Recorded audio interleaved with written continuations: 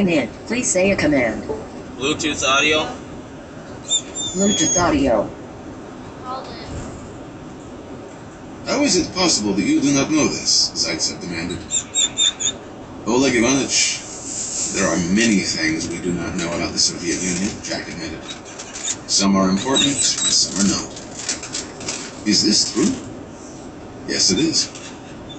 Something rattled loose in Zaitsev's head. You say your name, Ryan? That's right. Your father, policeman? How did you know that? Ryan asked in some surprise.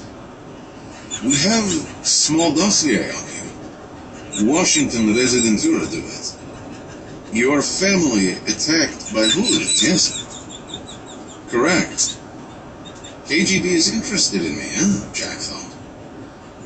Terrorists. They tried to kill me and my family. My son was born that night. And you joined CIA after that? Again, yes. Officially, anyway. I've done work for the agency for several years. Then, curiosity took full hold. What does my dossier say about me? It say you are a rich fool. You were officer in naval infantry, and your wife is rich, and you marry her for that reason. To get more money for yourself. So, even the KGB is a prisoner of its own political prejudices, Jack thought. Interesting. I am not poor, Jack told the rabbit.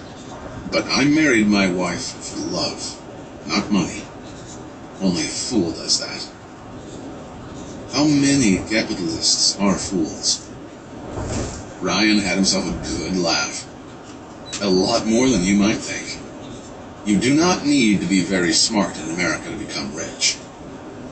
New York and Washington in particular were full of rich idiots. Ryan thought the rabbit needed a little while before he learned that lesson. Who did dossier on me? Reporter in Washington Residentura of Izvestia is junior KGB officer. He do it last summer. And how did you come to know about it? His dispatch come to my desk, and I forward to America Canada Institute. His KGB office. You know that, yes? Yes, Jack confirmed. That is one we do know. That was when his ears popped. The airliner was descending. Ryan gunned down the last of his third white wine and told himself it would be all over in a few minutes. One thing he'd learned from Operation Beatrix. This field work wasn't for him. The no smoking sign dinged back on. Ryan brought his chair to its full upright position, and then the lights of Manchester appeared through the windows. The car headlights and the airport fence, and in a few more seconds, thump, the wheels touched down in merry old England. It might not be the same as America, but for the moment, it would do. Oleg, he saw, had his face against the window, checking out the tail colors of the aircraft. There were too many for this to be a Soviet Air Force base and a huge Maskirovka. He visibly started to relax. Looks like Dustin got a flag hanging from the We welcome you to Manchester, the pilot said over the intercom. The time is 3:40 and the temperature outside is 54 degrees Fahrenheit. We appreciate your patience earlier today, and we hope to see you again soon in British Midlands Airways. It's all the power. Jack thought. In your dreams, skipper.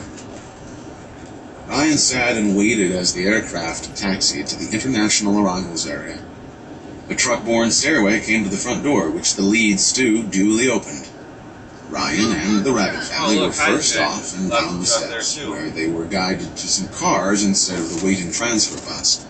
Why are they put there? Alan Kingshot was there to take his hand. I was, Jack.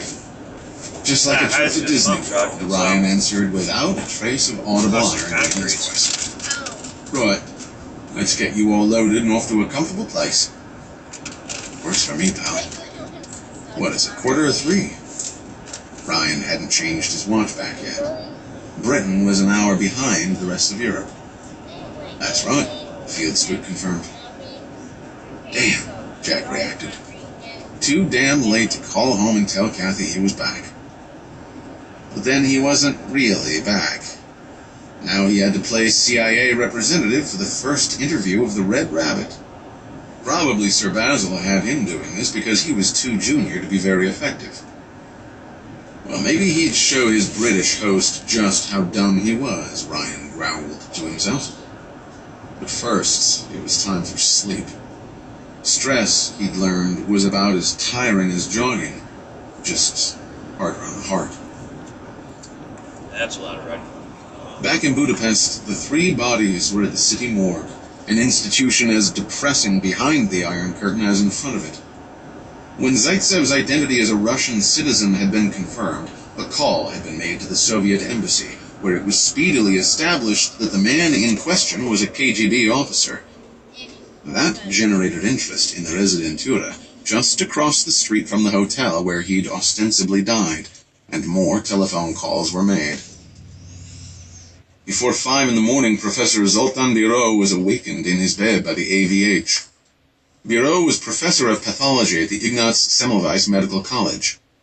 Named for one of the fathers of the germ theory that had transformed the science of medicine in the 19th century, it remained a good one, even attracting students from West Germany, none of whom would attend the post-mortem examinations ordered by the country's Bildungsministerium, which would also be attended by the physician-in-residence at the Soviet embassy. The first done would be the adult male. Technicians took blood samples from all 3 bodies for analysis in the